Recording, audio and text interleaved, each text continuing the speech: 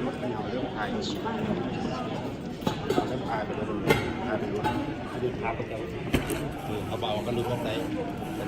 แต่ก็บอกหนักเลยก็ถ่ายไปเรื่อยๆรถถ่ายไปเรื่อยๆถ่ายไปเรื่อยๆเขาเอาลูกพ่อไปไหนเอาลูกพ่อไปไหนดูมันถ่ายไปเลยจะเห็นนะ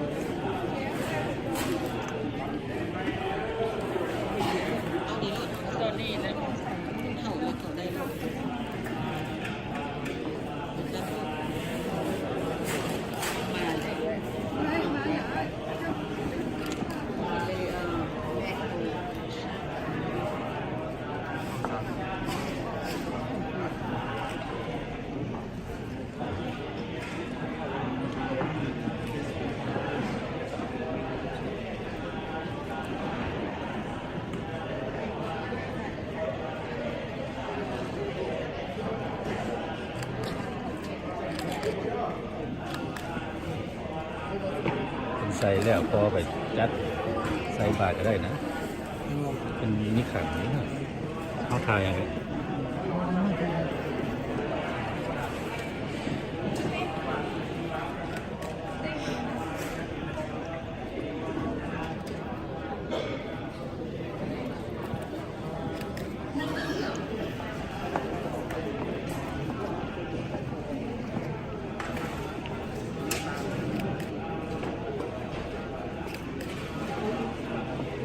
ยังของทางหวังนั้นของเป็นไหม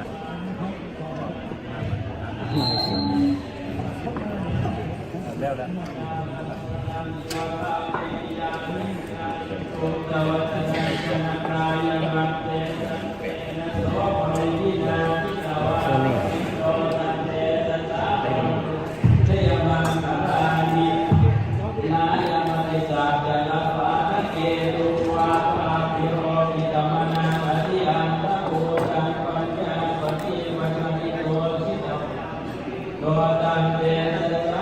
นี่ก็เลย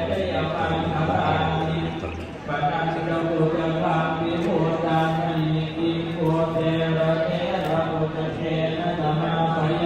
kênh Ghiền Mì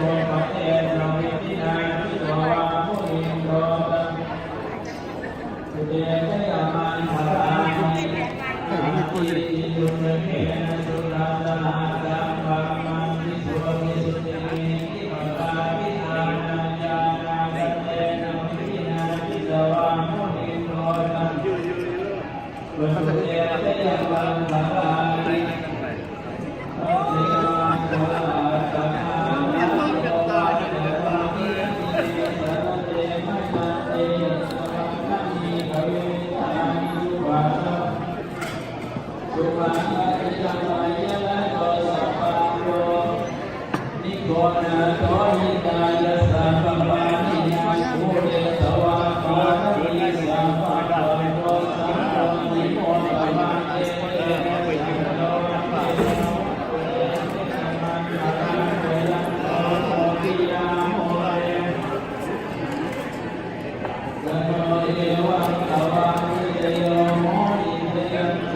không bỏ lỡ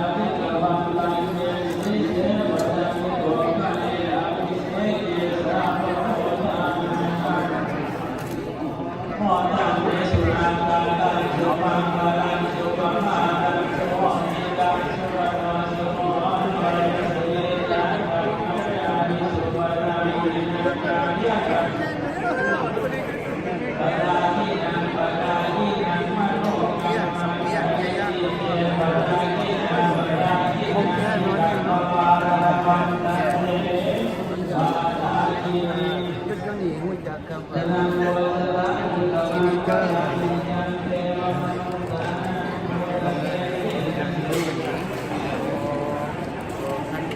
ท่านจะติดต่อตัวเองตามสิ่งนี้ก็สิ่งนี้ก็เป็นการนี้แหละมีอยู่เดี๋ยวพ่อก็ได้ใจได้มีคนได้ติดต่อกันแล้วเราชอบใจได้หลายเรื่องเดี๋ยวปีนี้มีเยอะนิดหนึ่งไม่ส่งตรงนี้ดีใจ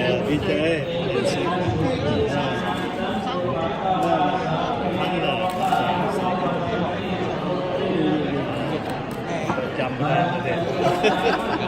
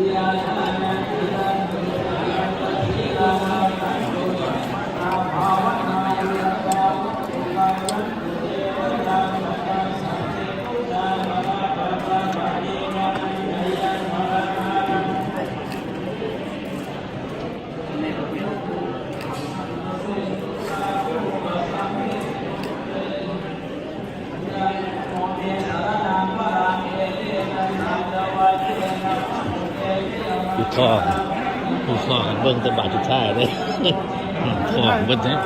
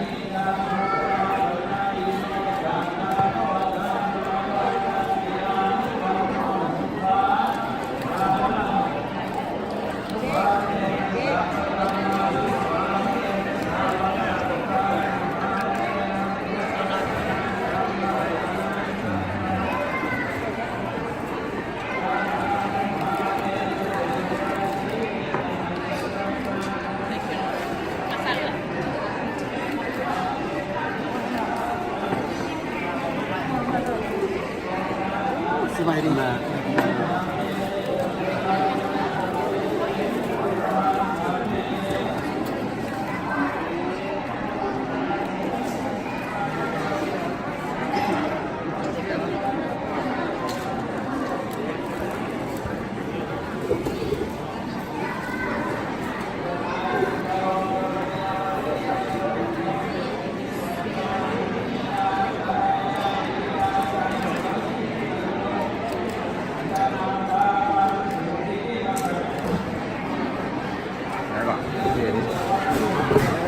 กายเป็นรถเขาดึกได้เขาดึกได้มีปัญหา โอเค ดึกได้เขาดึกได้ใครเป็นรถใครเป็นรถทำดึกได้ที่เป็นร้านดึกได้มีปัญหา ต้องห่วงแบบไทยรถ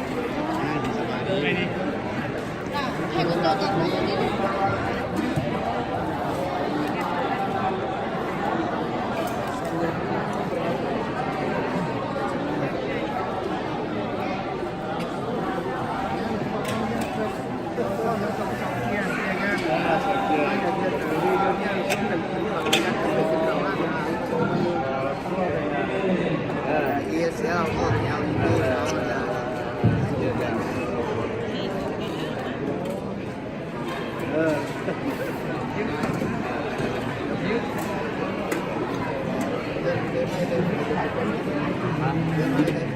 โอ้ได้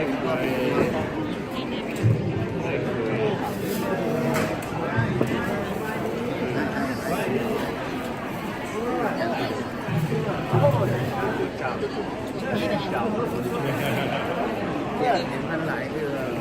ดีใจได้คือไปวัดไปว่านั่นเลย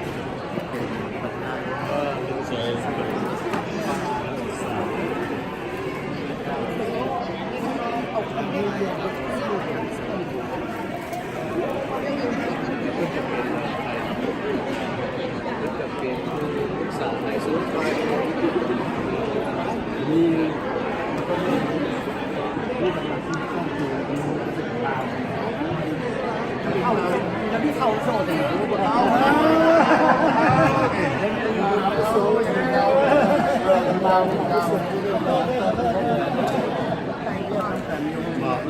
มินิเพรสนี่เลย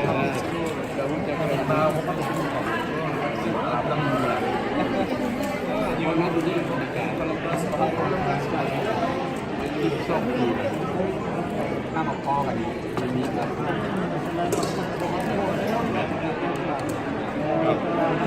เป็นไอ้สัตว์นั่งสิไม่ได้ชุ่มเงินหรอกตัวหมดยืดหนาว่าที่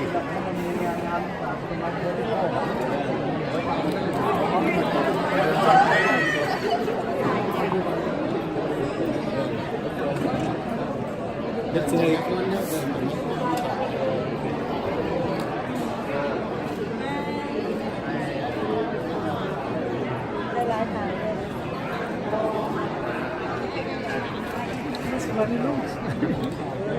เนี่ยนะบอกเราอย่าใช้ตัวคนที่มาดูแลคนเช่าที่ดูแลจริงๆนั้นจะมีมาอย่างหนึ่งคนละการที่ได้เลย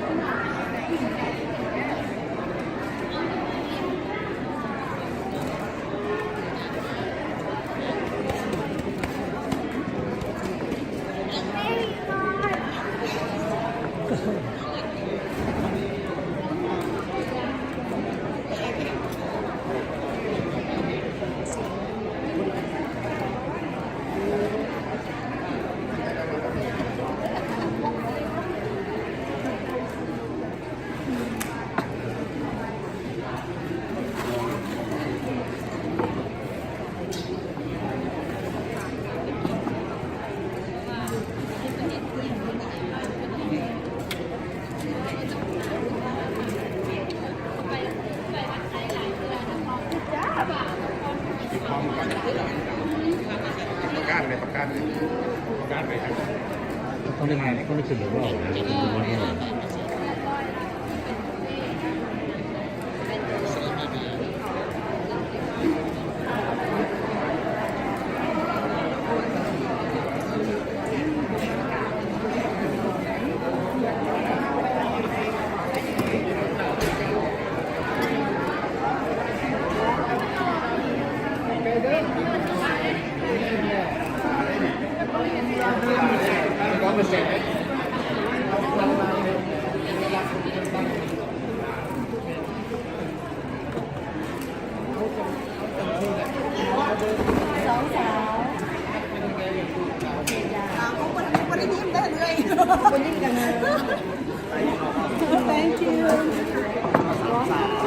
มีปัญหาเลยตัด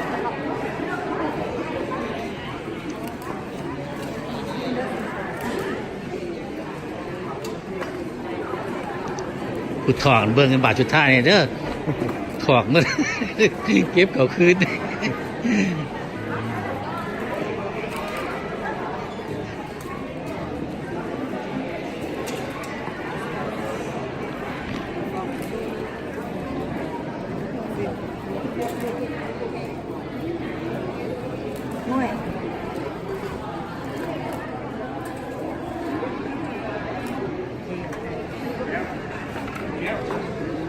เครื่องมีไส้อะไรที่เยอะ คิดได้เพิ่นแล้ว เล็กน้อยหรือว่าโอเคดีแล้วครับ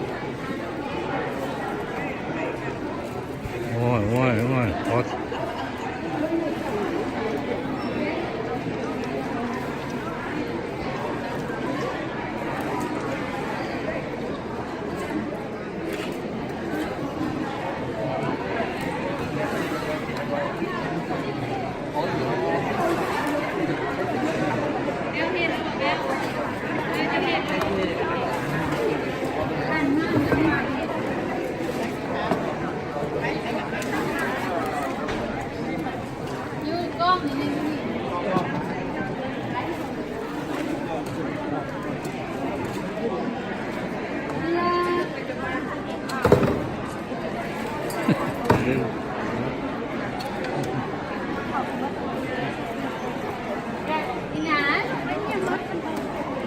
พอแล้วมันก็ต้องถอกแล้วนี่นะ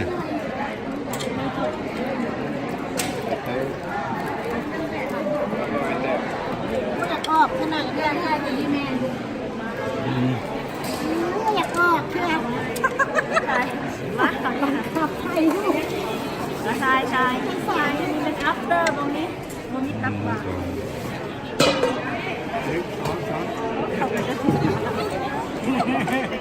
มันยอมไปอยากได้ลูก